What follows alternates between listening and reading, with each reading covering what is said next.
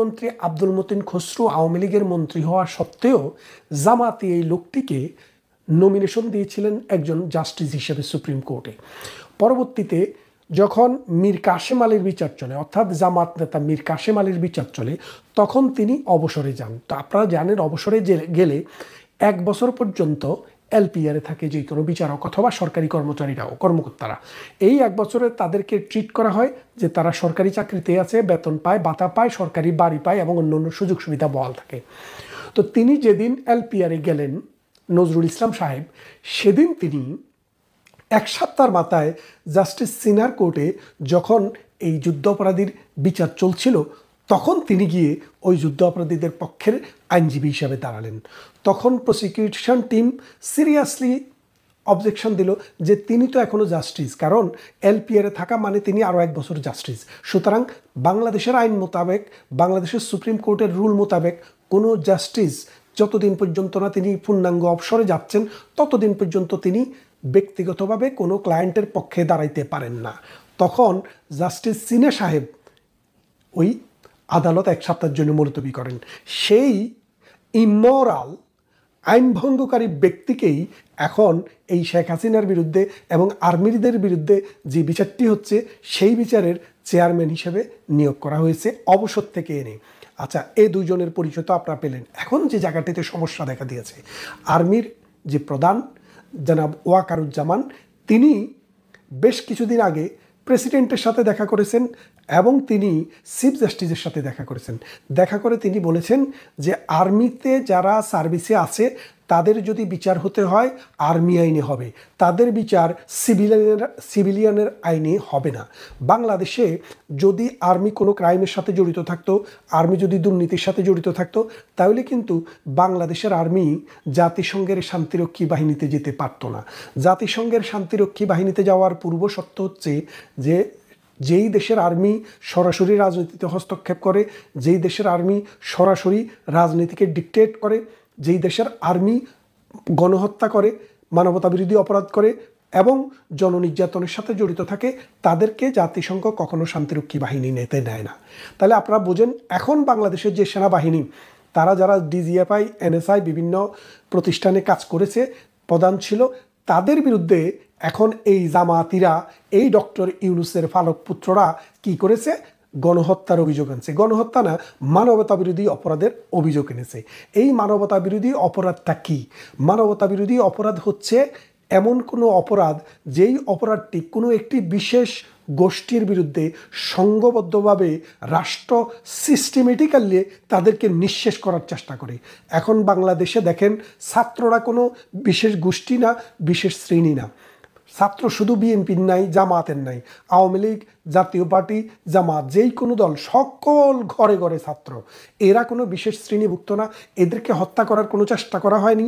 শুধুমাত্র রাষ্ট্র যখন আক্রান্ত হয়েছে, তখন তাদেরকে বাঁচানোর জন্য অনেক জায়গায় গুলি হয়েছে।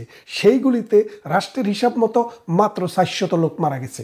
আর বাকি যারা মারা গেছে তাদের সাথে রাষ্ট্রের কোনো সম্পর্ক নেই। আর এই যে 400 মারা গেছে, এদেরকেও পুলিশ, আর্মি বা আমাদের বিজিবি গুলি করে মারে নাই। এদেরকে হাসনাত, সার্জিসদের নেতৃত্বে যে প্যারামিলিটারি বাহিনী ছিল, তারাই গুলি করে হত্যা করেছে।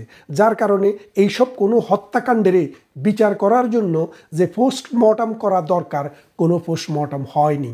তাহলে আপনারা বোঝেন, এখন আর্মিদের বিচার শুরু করেছে, আর্মিদের নামে মামলা রুজু করেছে কোথায়? আন্তর্জাতিক অপরাধ ট্রাইব্যুনালে। এই আর্মির সার্ভিসে আছে এই রকম অফিসারদের বিচার শুরু হয়েছে। এখন আর্মির মধ্যে কিন্তু সিরিয়াস একটা রিপারকেশন হয়েছে। আর্মিদের দফায় দফায় বিচার হচ্ছে, দফায় দফায় সালিশ হচ্ছে, দফায় দফায় আলাপ আলোচনা হচ্ছে। আর্মিদের কাছ থেকে, ক্যান্টনমেন্টের কাছ থেকে আমরা যেই সব সোর্স থেকে খবর পেতে চেষ্টা করেছি, এটা খুবই দুরূহ ব্যাপার। তারপরও আমরা যেটুক খবর নিতে পেরেছি যে শেষ পর্যন্ত যদি সরকার, যদি ডক্টর ইউনূসের রাজাকার বাহিনী ওই যুদ্ধ অপরাধীদের বিচারের সময় যিনি যুদ্ধ অপরাধীদের পক্ষে ছিল, মানবতা বিরোধী অপরাধীদের পক্ষে ছিল, সেই রাজাকার তাইজুল এবং ইমোরাল জাস্টিস নজরুল ইসলাম, যে মানে আর্মিদের বিরুদ্ধে যে উদ্যোগ নিয়েছে তাদের বিচার করার জন্য, সেটা বুমেরাং হতে চলেছে। যদি 2-3 দিনের মধ্যে 2-1 দিনের মধ্যে সেটি ড্রপ না করা হয়, আর্মি যেই কোনো সময়ে বাংলাদেশের ক্ষমতা টেক ওভার করবে। এটা বাংলাদেশ আওয়ামী লীগকে ফিরিয়ে আনার জন্য নয়, আর্মির ইন্টিগ্রিটিকে রক্ষা করার জন্য, বাংলাদেশ নামক রাষ্ট্রের ইন্টিগ্রিটিকে রক্ষা করার জন্য, এবং 71-এর ঘাতক দালালদের যে চক্রান্ত বাংলাদেশে মুক্তিযোদ্ধাদেরকে নিধন করার, সেটা স্টপ করার জন্য আর্মি যেই কোনো মুহূর্তে ক্ষমতা নিতে পারে। এমতো অবস্থায় ভারত আমাদের প্রতিবেশী রাষ্ট্র, কারণ যেহেতু আপনার বাড়িতে যখন আগুন লাগে আপনার প্রতিবেশীর কাছে কিন্তু সেই তাপটা গিয়ে পৌঁছায়, আপনি চান বা না চান। আমরা খবর পেয়েছি দিল্লিতে ভারতের যে নিরাপত্তা বিশ্লেষক, ভারতের যে নিরাপত্তা উপদেষ্টা এবং নিরাপত্তা কর্মকর্তা যারা রয়েছে, অজিত দোভালের নেতৃত্বে তারা একাধিকবার মিটিং করেছে। বাংলাদেশে যদি এইরকম কোনো সামরিক অভ্যুত্থান হয় তাহলে সেটাতে ভারতের কি ভূমিকা থাকবে, ভারত কি করবে, এবং ভারতের চিন্তা চেতনা, এটা আলাপ আলোচনার মধ্যে উঠে এসছে।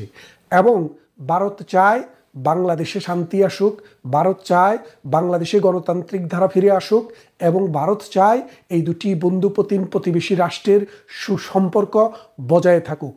কিন্তু বর্তমানে বাংলাদেশে যে ইউনূস সরকার রয়েছে, রিসেট বাটন টিপ দিয়ে, অর্থাৎ রিসেট বাটন হচ্ছে 1971 যে বাটনটি আমরা ভারতমুখী হয়েছিলাম বাংলাদেশ, কারণ 71-এর মহান মুক্তিযুদ্ধে ভারত আমাদের পাশে এসে দাঁড়িয়েছিল এবং আমাদের যেই কোনো উন্নয়ন কর্মকাণ্ডে, অবকাঠামো, ভৌত এবং সামাজিক অবকাঠামোর বিনির্মাণে, বিদ্যুৎ উৎপাদনে ভারত আমাদের পাশে এসে দাঁড়িয়েছে। আমাদের নদীতে পাড়ি দেওয়ার ক্ষেত্রে ভারত সবসময় উদারতা দেখিয়েছে। এমতো অবস্থায় ভারতমুখী বাংলাদেশ সবসময় গত 53 বছরে ছিল। এখন ডক্টর ইউনূস সেটাকে রিসেট করে পাকিস্তানমুখী করার চেষ্টা করেছে। এই পাকিস্তানমুখিতার ফলে এই বাংলাদেশে আরও যে ঘটনাটি ঘটেছে, সপ্ত নৌবহর কিন্তু আমেরিকা থেকে এসে পড়েছে। আপনারা জানেন আরব সাগরে এসেছিল 1971 সালে, কিন্তু আরব সাগর থেকে এই বঙ্গোপসাগরে আসার আগেই